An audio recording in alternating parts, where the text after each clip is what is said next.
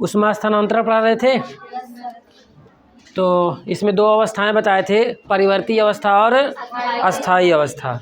परिवर्ती अवस्था क्या होता है कि जब उष्मा का अवशोषण होता रहता है, ठीक ना, दिए गए पदार्थ में उष्मा का अवशोषण होता रहता है तो वो कौन सी अवस्था कहलाती है? परिवर्ती अवस्था कहलाती है। और जब वो चालक या वो पदार्थ उष्मा का अवशोषण नहीं करता है तब वो कौन सी अवस्था कहलाती है? अस्थायी अवस्था कहलाती है। समझ में आ रही बात ना? ये बता दिए थे हम। और उसके बाद जो है समतापी पृष्ठ बता दिए थे। इतना लेट क्यों हो रहा है? समतापी पृष्ठ बता दिए थे कि किसी पदार्थ में खींचा गया ऐसा पृष्ठ जिसके सभी बिंदुओं का ताप क्या हो? एक समान हो, तो उसे हम क्या कहते हैं? समतापी पृष्ठ कहते हैं। अब इसके बाद जो आपकी हेडिंग थी ताप प्रवणता। क्या है? ताप प्रवणता। तो लिखो इसको पहले हेडिंग डाल के, दो समतापी पृष्ठों के बीच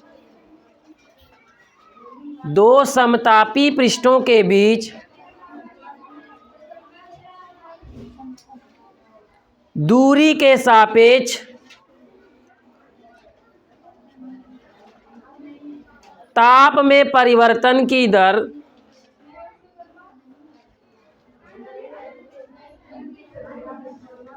दो समतापी पृष्ठों के बीच दूरी के सापेक्ष ताप में परिवर्तन की दर ताप प्रवणता कहलाती है।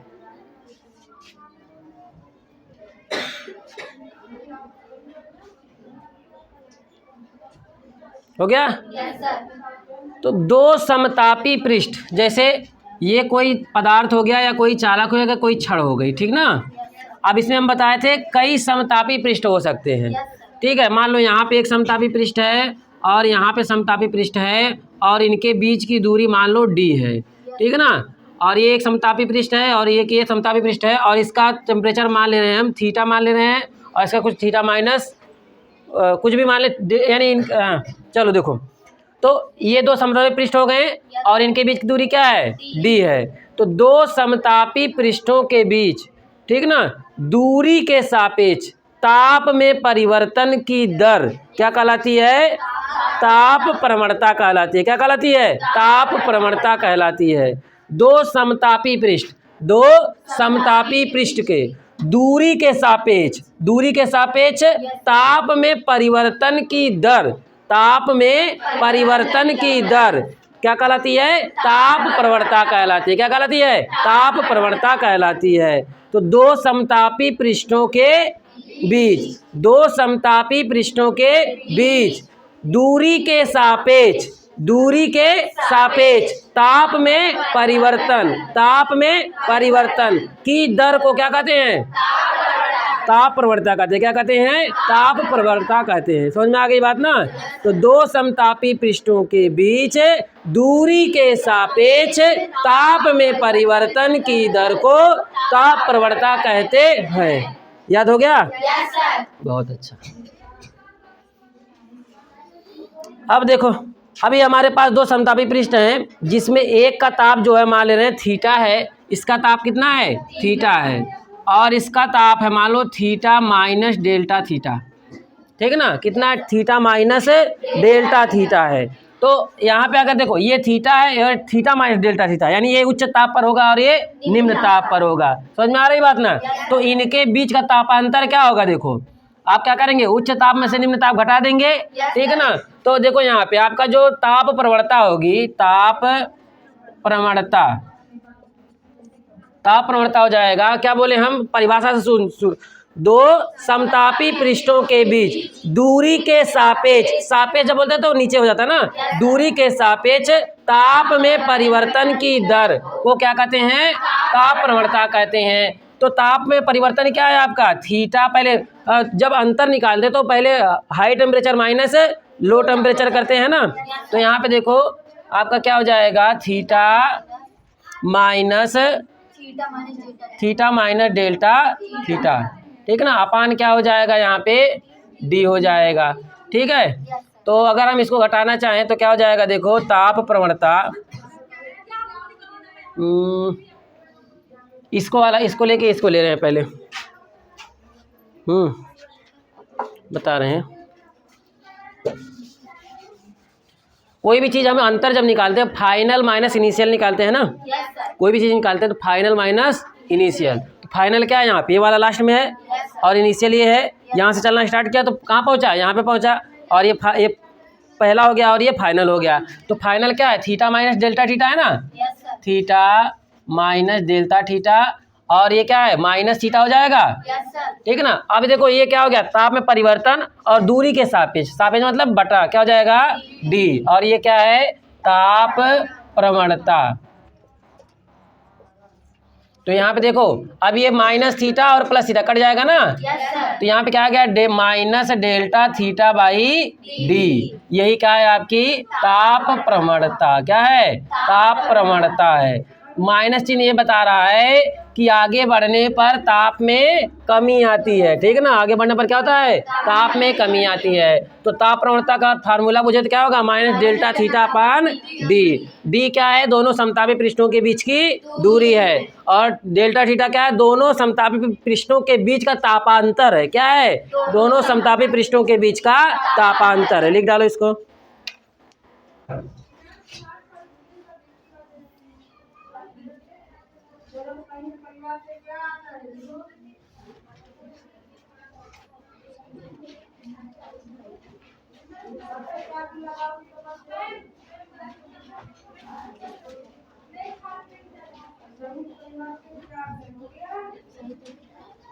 क्या वो नहीं दिख रहा है,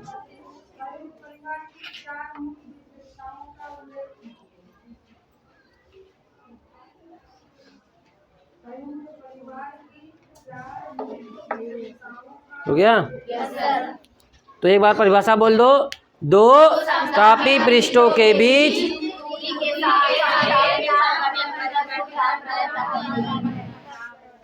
याद हो गया।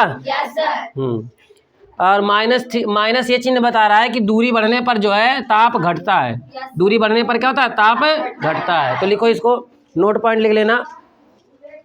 माइनस चिन्ह यह प्रदर्शित करता है, माइनस चिन्ह यह प्रदर्शित करता है कि ऊष्मा संचरण की दिशा में, ऊष्मा संचरण की दिशा में दूरी के बढ़ने पर ताप घटता है। अब ताप प्रवणता का मात्रक अगर निकाला चाहे तो क्या होगा, देखो डिग्री सेल्सियस हो जाएगा इसका, और प्रति क्या हो जाएगा, डिस्टेंस का मीटर हो जाएगा। तो डिग्री सेल्सियस प्रति मीटर, इसका क्या है, ये मात्रक है। और अगर हम बीमी सूत्र लिखना चाहे तो क्या हो जाएगा, यल थीटा पावर माइनस यल पावर -1, और क्या हो जाएगा, थीटा। ठीक है ना, यल लंबाई बता रहा है।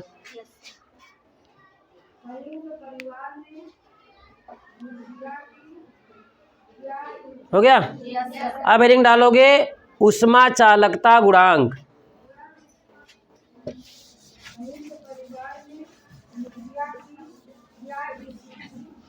ऊष्मा चालकता गुणांक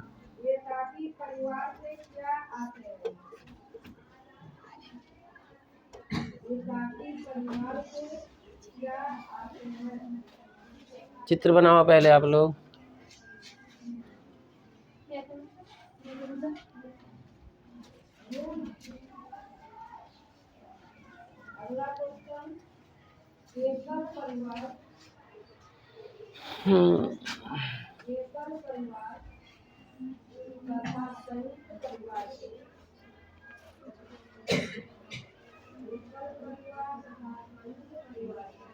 थीटा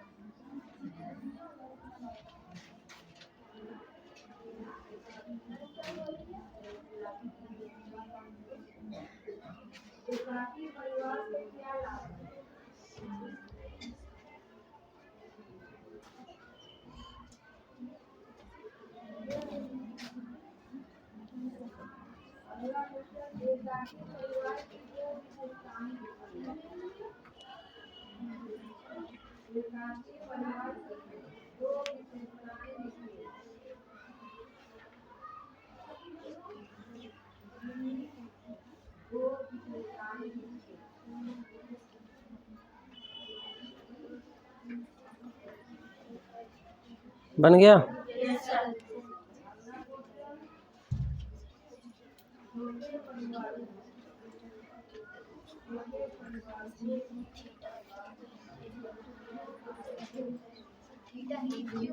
हाँ अच्छा अच्छा, तो ये इसको उड़ा दो यहाँ से, यूँ। अब सही है, क्यों में बाहर निकला रहता है। अब सही है ना। अब देखो यहाँ पे, ये है आपके पास कोई छड़, ठीक है ना, कोई छड़ है, मान लो चालक है या अचालक है, कोई भी है।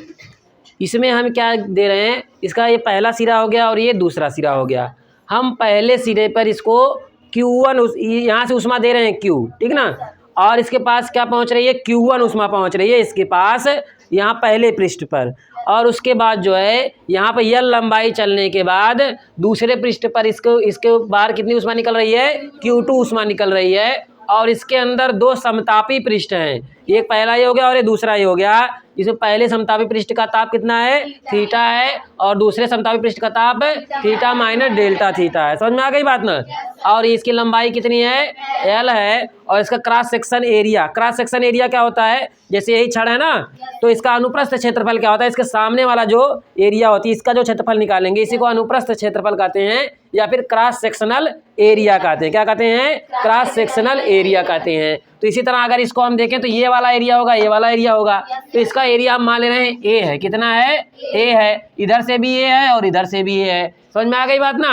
अब देखो यहाँ पे जो उष्मा प्रवाहित उष्मा की मात्रा है, ठीक है ना, जैसे यहाँ से यहाँ Q1 से गई और Q2 पर पहुँच रही है, Q2 पहुँच रही है यहाँ पे।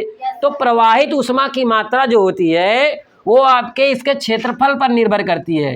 इसका जो अनुप्रस्थ क्षेत्रफल है कितना बड़ा है कितना छोटा है उस पर निर्भर करती है। अगर इसे आप पाइप ले लो एक, उसमें से पानी भेजो तो जितना मोटा रहेगा उतना ज़्यादा पानी जाएगा उसमें से। तो इसी तरह ये भी उष्मा भी है। तो उष्मा जो है अगर इसका क्रॉस सेक्शन ज़्यादा है यानी मोटा ज़्यादा है तो इसमें से प्रवाहित उष्मा की मात्रा क्या होगी, बहुत अधिक होगी। क्या होगी, बहुत अधिक होगी। और अगर क्षेत्रफल बहुत छोटा है तो मात्रा कम होगी। समझ में आ रही बात ना।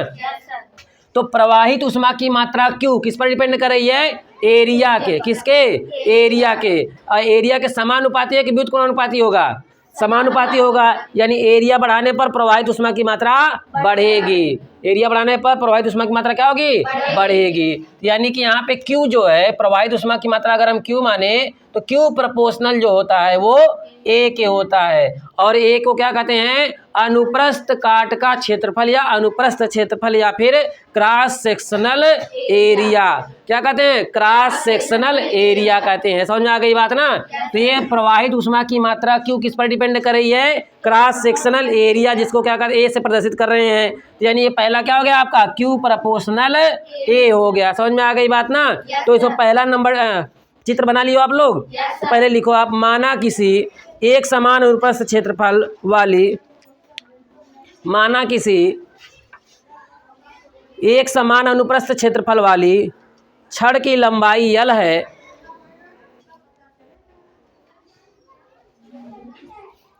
माना किसी एक समान अनुप्रस्थ क्षेत्रफल वाली छड़ की लंबाई L है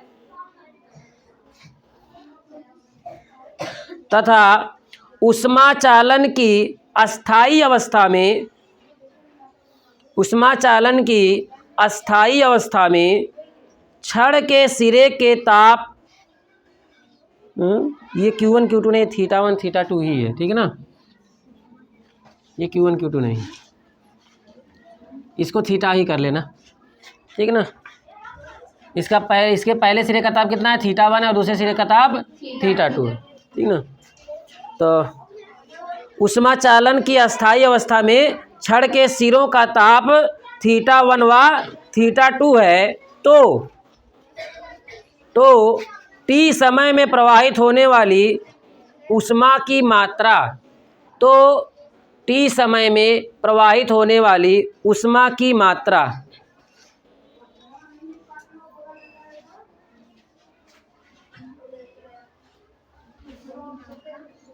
मात्रा क्यू निम्न पर निर्भर करती है, क्यू निम्न पर निर्भर करती है। पहला नंबर डालना। अब छड़ के अनुप्रस्थ काट के, छड़ के अनुप्रस्थ काट के क्षेत्रफल के अनुक्रमानुपाती होती है, अनुक्रमानुपाती होती है। हो गया, ये तो बात समझ में आ गई कि प्रवाहित ऊष्मा की मात्रा अनुप्रस्थ काट के क्षेत्रफल के अनुक्रमानुपाती होता है। अब दूसरा जो है ताप प्रवणता के भी अनुक्रमानुपाती होता है। समझ में आ रही बात? यानी ताप प्रवणता यदि इसका अधिक रहेगा तो प्रवाहित ऊष्मा की मात्रा अधिक रहेगी। समझ में आ रही बात ना? तो पहला किस पर डिपेंड किया? एरिया पर। दूसरा किस पर डिपेंड करेगा? ताप प्रवणता पर। किस पर? ताप प्रवणता पर। तो लिखो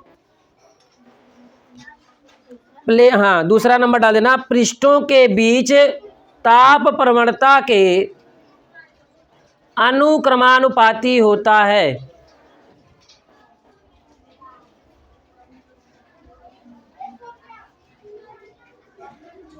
यदि अस्थायी अवस्था में, यदि अस्थायी अवस्था में छड़ के दो पृष्ठों के ताप, अस्थायी अवस्था में छड़ के दो पृष्ठों के ताप थीटा व थीटा माइनस डेल्टा थीटा है, थीटा व थीटा माइनस डेल्टा थीटा है, और उनके बीच की दूरी, और उनके बीच की दूरी डेल्टा एक्स है। देखो यहाँ पे डेल्टा एक्स लिखे हैं। तो इनके किन्हीं दो समतापी पृष्ठों के का टेम्परेचर कितना है? थीटा 1 है और थीटा है और थीटा माइनस डेल्टा थीटा है, और उनके बीच की दूरी क्या है? डेल्टा एक्स है। तो आपका ताप प्रवणता होता है minus delta theta upon D हो जाएगा, और डी यहाँ पे क्या है? डेल्टा एक्स है। तो जो हम माइनस चिन्ह लगाए थे वो सिर्फ बताने के लिए ये कि जो है ऊष्मा का प्रवाह उच्च ताप से निम्न ताप की ओर होता है और लंबाई बढ़ने पर ताप घटता है, ये बताने के लिए सिर्फ लिए थे। इसलिए यहाँ पे हम क्वांटिटी लेंगे, माइनस साइन नहीं लेंगे। तो यानी जो ऊष्मा प्रवाहित ऊष्मा की मात्रा है Q, वो किसके प्रोपोर्शनल हो जाएगी? ताप परिवर्तन बटे क्या होता है? दूरी। तो ताप परिवर्तन क्या है? डेल्टा थीटा है। तो डेल्टा थीटा और अपान क्या हो जाएगा? डेल्टा एक्स हो जाएगा। यानी कि जो Q किस पर डिपेंड कर रहा है? Delta theta upon delta x पर डिपेंड कर रहा है। अब इसके बाद जो है तीसरा नंबर जो है वो टाइम पर डिपेंड करता है, यानी कितने देर तक ऊष्मा प्रवाहित हुई। समझ में आई बात ना? तो पहला किस पे डिपेंड किया? एरिया पर। दूसरा ताप प्रवणता पर, और तीसरा कितने समय तक ऊष्मा प्रवाहित हुई। समझ में आ रही बात ना? कितने समय तक ऊष्मा प्रवाहित हुई इस पर भी डिपेंड करता है अपना क्या? आपके प्रवाहित ऊष्मा की मात्रा। तो लिखना तीसरा नंबर ये लिख लिए, ये लिख लो, लिख लिए। तो तीसरा नंबर लिखना, छड़ में प्रवाहित ऊष्मा की मात्रा समय के अनुक्रमानुपाती होता है। समय यानी Q प्रोपोर्शनल क्या हो जाएगा? T, time. प्रवाहित ऊष्मा की मात्रा समय के अनुक्रमानुपाती होता है।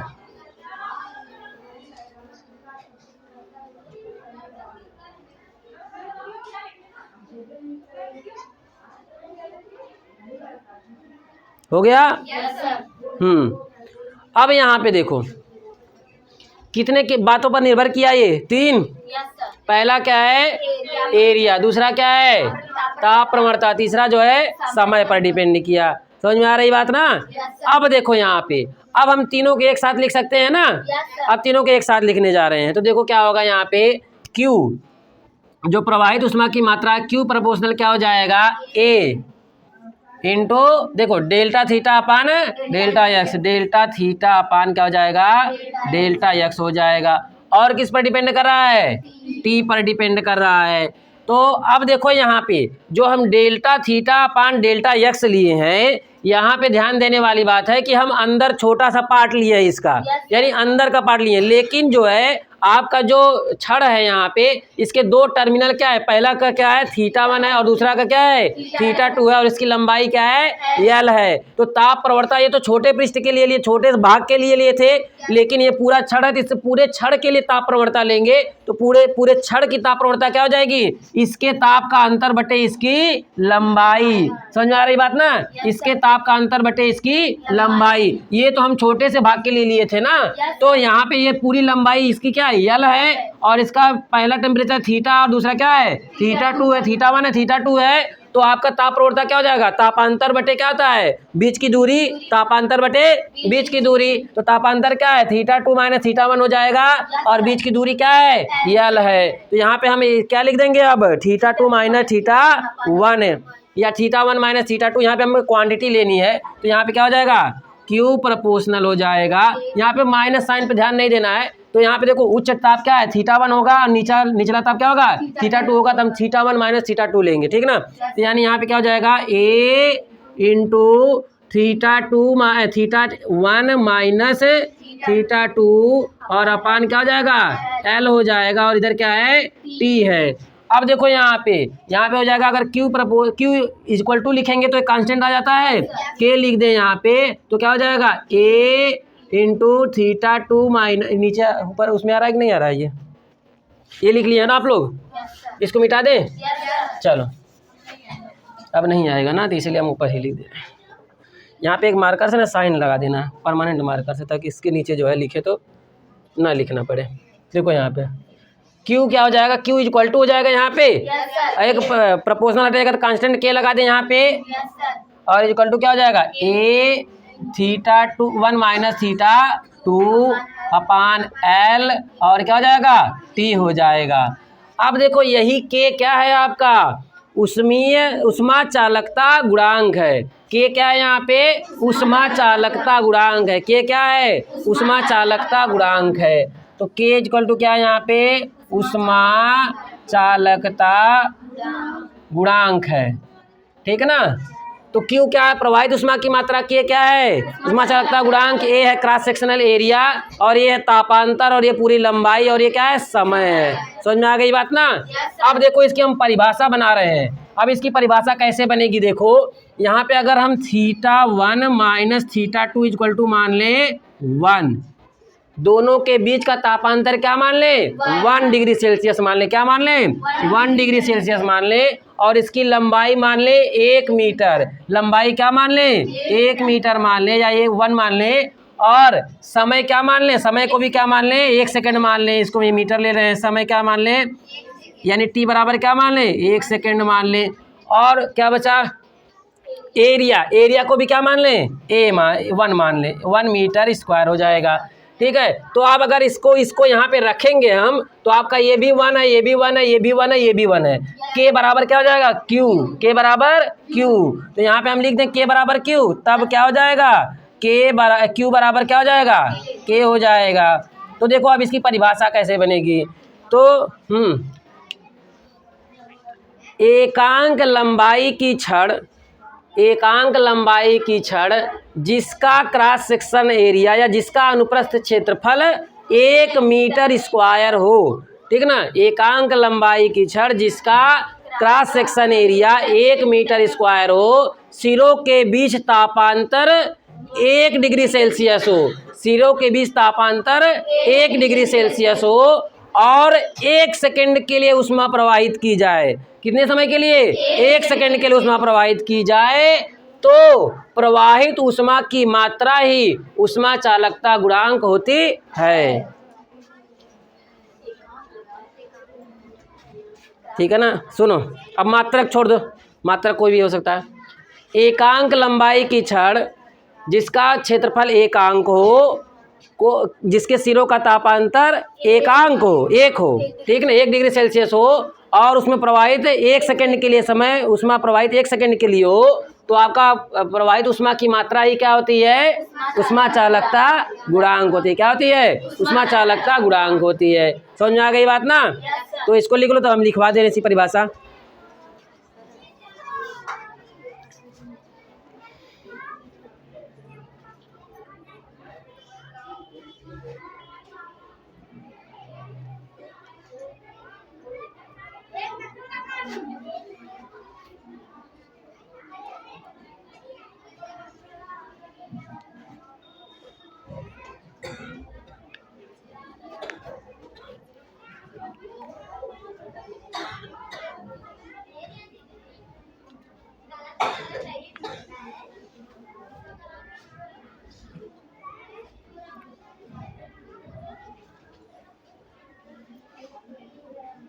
हो गया? बोले परिभाषा लिखना क्या हुआ? अभी चिक चिक कर रही है। लिख लो जल्दी से। लिख चुकी? चलो, किसी पदार्थ की एकांक लंबाई, किसी पदार्थ की एकांक लंबाई तथा एकांक अनुप्रस्थ क्षेत्रफल वाले, एकांक अनुप्रस्थ क्षेत्रफल वाले छड़ में एकांक समय में प्रवाहित होने वाली, एकांक समय में प्रवाहित होने वाली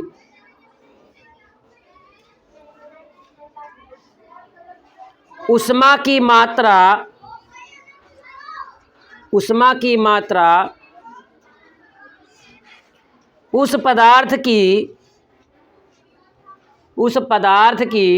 ऊष्मा चालकता कहलाती है, उस पदार्थ की ऊष्मा चालकता कहलाती है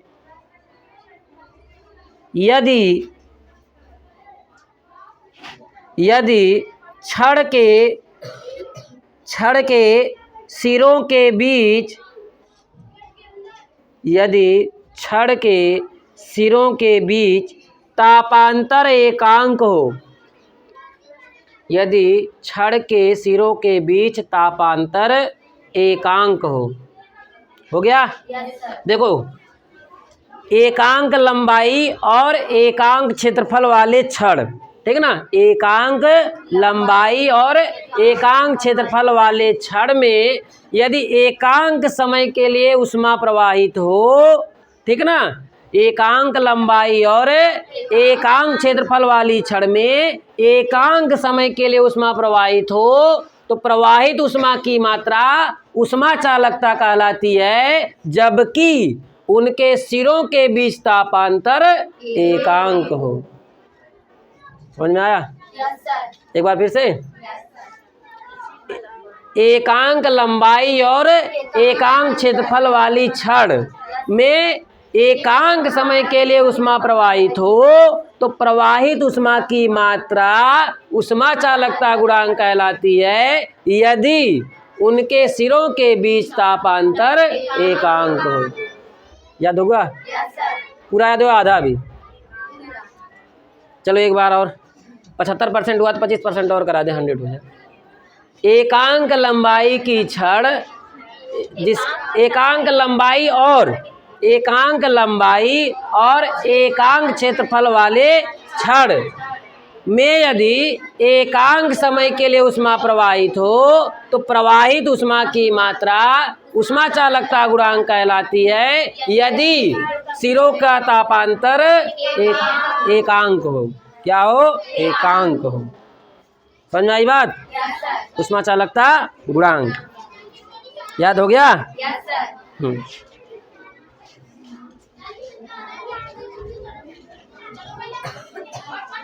मात्रक भी निकाल लिया जाए। लिख लियो ना ये सब?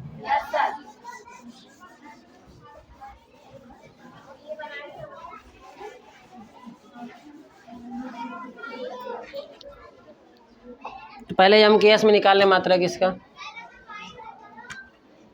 तो देखो k इक्वल टू, अगर इसको सॉल्व करें तो पहले इसको सबको इधर रख दो। हाँ, तो k a θ1 minus θ2 t upon l equal to q, ठीक है ना?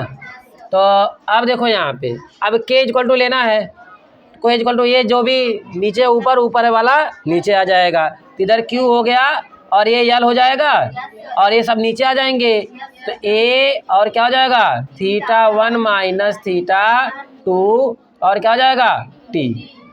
यही हुआ ना? अब बताओ, यम के यस में ऊष्मा का मात्रक क्या होता है? Kilo calorie. क्या होता है? Kilo calorie. लंबाई का मात्रक मीटर।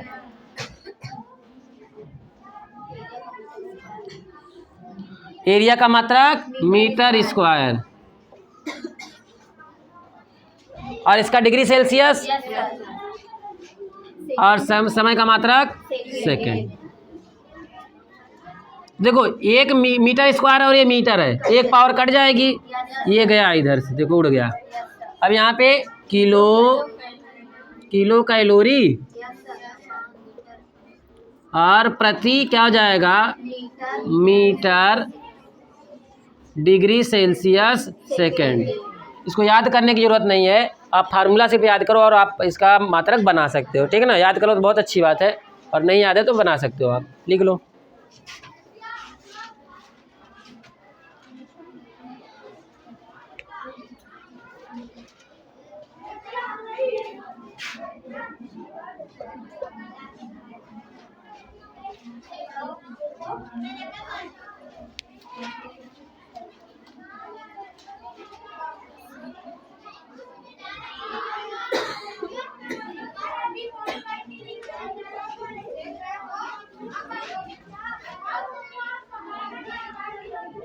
हो गया।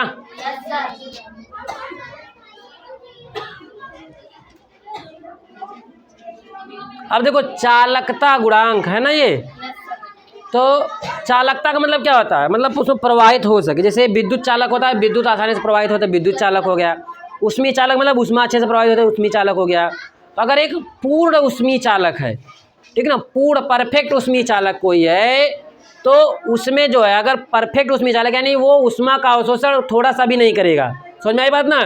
जैसे एकदम ये पूर्ण चालक है, अगर तो जितना टेम्परेचर इसमें इसको देंगे उष्मा, उतनी उष्मा और उतना टेम्परेचर इस सिरे पर आ जाएगा। यानी ये उष्मा का अवशोषण नहीं करेगा, थोड़ा सा भी उष्मा अवशोषण नहीं करेगा, तो इसको हम क्या कहेंगे, पूर्ण चालक कहेंगे या परफेक्ट कंडक्टर कहेंगे। समझ में आई बात ना। तो ये पूर्ण चालक है, और इसमें अगर यहाँ पे टेम्परेचर जो रहेगा वही टेम्परेचर यहाँ पर भी आएगा, यानी तापांतर इसमें नहीं होगा, यानी ये परफेक्ट चालक होगा। तो अगर तापांतर नहीं होगा तो ये θ1 माइनस θ2 क्या होगा, जीरो होगा। क्या होगा, जीरो होगा। तो अगर यहाँ पे रखो आप जीरो, यहाँ पे क्या रखो, जीरो, तो कोई भी नंबर है अपान जीरो तो क्या होता है, अच्छा मारेंगे भी ना, सही हो जाओगे। चलो, K equal to q l upon a into क्या हो जाएगा, ये जीरो, θ1 माइनस θ2 क्या हो जाएगा, जीरो इंटू टी। तो ये क्यू यल हो जाएगा यहाँ पे, और ये पूरा क्या हो जाएगा, जीरो। तो किसी का नंबर अपान जीरो होता है अनंत, किसी का नंबर अपान जीरो क्या होता है, अनंत। यानी एक परफेक्ट चालक की उष्मा चालकता गुणांक अनंत होता है। समझ में आई बात ना। एक परफेक्ट चालक के लिए उष्मा चालकता गुणांक क्या होता है, अनंत होता है। क्या होता है, अनंत होता है। तो लिखो, नोट पॉइंट में लिखना, एक पूर्ण सुचालक पदार्थ की छड़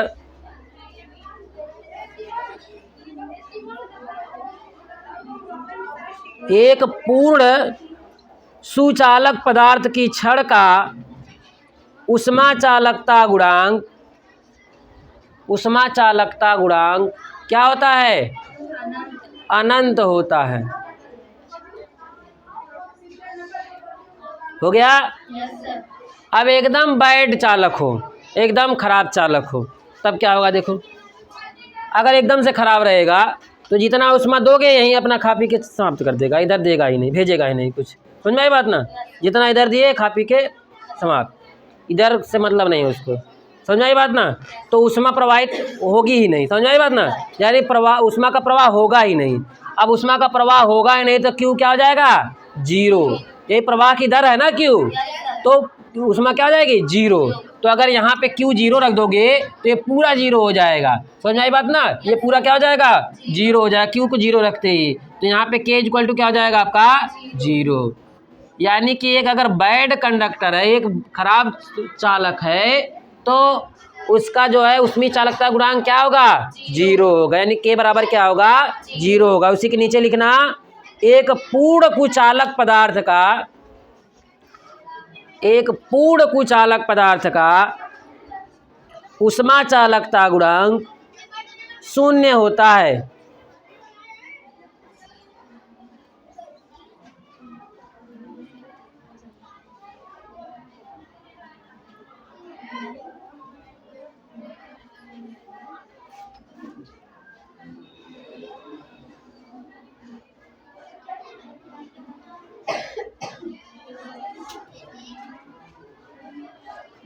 हो गया।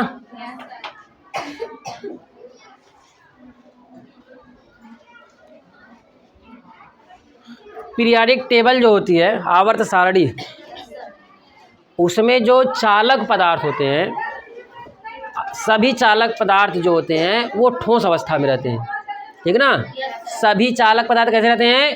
ठोस अवस्था में। चाहे देखो अधिकांश जो विद्युत के चालक होते हैं वो उष्मा के भी चालक होते हैं, समझ में आई बात ना। जो विद्युत के चालक होते हैं वो उष्मा के भी चालक होते हैं। तो अधिकांश पदार्थ क्या होते हैं? अधिकांश जो चालक होते हैं वो किस अवस्था में रहते हैं? ठोस अवस्था में रहते हैं। एकमात्र ऐसा पदार्थ है, एकमात्र ऐसा तत्व है जो कि द्रव अवस्था में सुचालक होता है, चालक होता है, ठीक ना। जो द्रव अवस्था में क्या होता है? चालक होता है, सुचालक होता है, उसका नाम क्या है? पारा, मरकरी, ठीक ना। पारा या मरकरी। एकमात्र चालक जो द्रव अवस्था में रहता है क्या होता है? वो मरकरी या पारा। आप लोग देखे हो कि नहीं? उसको देखे हो, सब लोग देखे हो, लेकिन जानते नहीं। आप लोग बुखार न पाने गए हो चेक कराने? नहीं, बहुत अच्छी बात। जो नहीं गया बहुत अच्छी बात है, ठीक है। किसी को लिवा के तो गए होगे? अच्छा, लिवा के भी नहीं।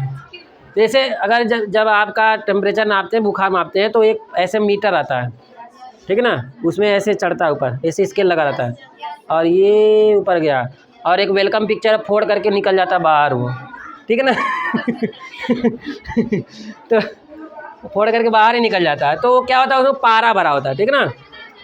पारा भरा होता है और पारा बहुत जहरीला होता है। और आप लोग बताना, पारा अगर आप निगल लिया कोई तो कौन सी बीमारी होगी, ठीक है ना। और पारा बहुत जहरीला होता है। और पारा क्या? एकमात्र द्रव है जो सुचालक या चालक, एकमात्र द्रव जो चालक है, ठीक है ना। तो एकमात्र अचालक जो द्रव है उसको बताना। एकमात्र अचालक जो द्रव है तो क्या होगा? वो ब्रोमीन। वो भी बहुत खतरनाक तत्व है, हैं? उसको खाने की ज़रूरत नहीं, हाथ पे ही आएगा तभी काम ख़त्म कर देगा वो, ठीक है। वो हवा में आते ही बहुत तेज़ रिएक्शन कर जाता है वो, ठीक ना। बहुत मतलब क्रियाशील है। कौन से श्रेणी में आता है वो? आपके 12वीं कक्षा में क्या होंगे? एक कितना होगा? जो आपके 0 तत्व होते हैं उससे पहले वाले में होता है ये। क्लोरीन ब्रोमीन आता है ना, तो वो सब बहुत क्रियाशील तत्व होते हैं, ठीक है ना। तो हवा में आते ही जो रिएक्ट कर जाते हैं। तो क्या बताया हम? इसको लिख लो, नोट पॉइंट लिखना।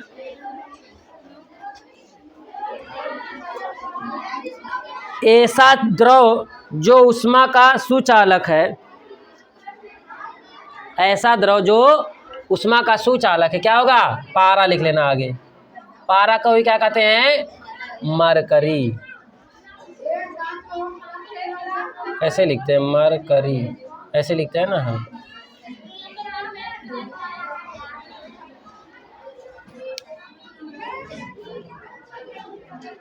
हो गया? तो अब नोट पॉइंट कुछ लिखना।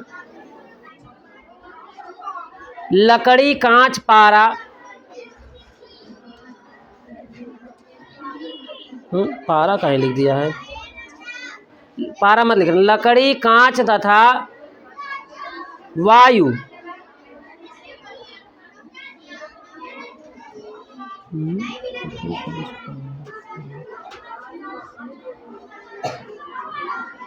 अच्छा लिखना, हाँ लिखना।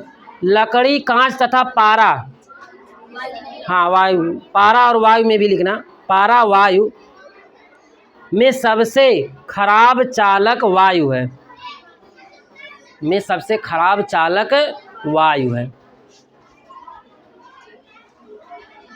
हो गया? दूसरा नंबर लिखना। ऊष्मीय विकिरण की प्रकृति, ऊष्मीय विकिरण की प्रकृति विद्युत चुंबकीय तरंगों के समान होती है, विद्युत चुंबकीय तरंगों के समान होती है। यही कारण है कि इसे चलने के लिए माध्यम की आवश्यकता नहीं होती है। यही कारण है कि इसे चलने के लिए माध्यम की आवश्यकता नहीं होती। जो ऊष्मीय विकिरण होती है यानी जो सूर्य से आती है ऊष्मा, वो विकिरण के रेडिएशन के रूप में आती है, ठीक है। रेडिएशन के रूप में आती है तो बीच में क्या है, निर्वात होते हैं। अगर वो माध्यम में अगर वो माध्यम में चलता तो सूर्य से यहाँ तक नहीं आ पाता, ठीक है ना। तो इसकी प्रकृति कैसी होती है, विद्युत चुंबकीय तरंग की प्रकृति होती है। किसकी, आपके ऊष्मीय, आपके ये कौन सी है, हाँ ऊष्मीय किरण की। तो इसीलिए कहाँ से, निर्वात से भी आ सकती है। समझ में आई बात ना। अब तीसरा नंबर लिखना, ऊष्मा चालकता गुणांक। अच्छा इसकी बीमा लिखा है, ऊष्मा चालकता गुणांक की बीमा, चलो निकालो। अच्छा आप लोग ऊष्मा चालकता गुणांक की बीमा, चलो ये निकालते हैं बीमा है। यही आया, मात्रक यही आया ना, मात्रक से ही बीमा निकाल लें, यही से चलो निकालते हैं। तो किलो कैलोरी, ये क्या है, ऊर्जा है ना, ठीक ना। ऊर्जा ही क्या होती है, कार्य होती है। ऊर्जा ही क्या होती है, कार्य। यानी अगर हम बीमा के रूप में देखें तो ऊर्जा कार्य ही है, ठीक ना।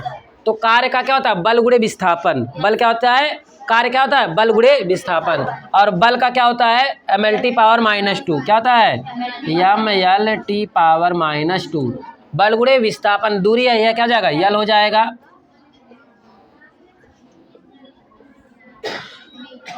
मीटर,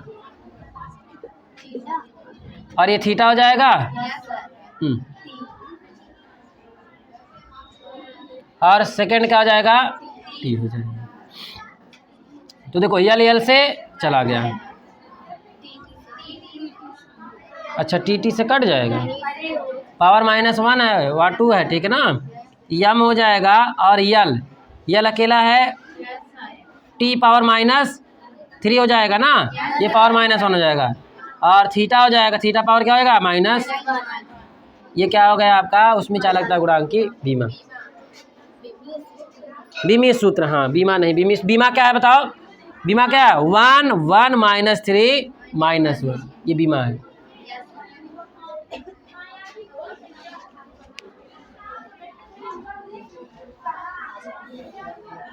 अब आगे है आपका एक लंबा, नहीं अभी नहीं, अब तो पेपर बाद हैं देखते हैं, अब पेपर चालू हो जाएगा तब देखो, एक हफ्ता चलेगा ही ना।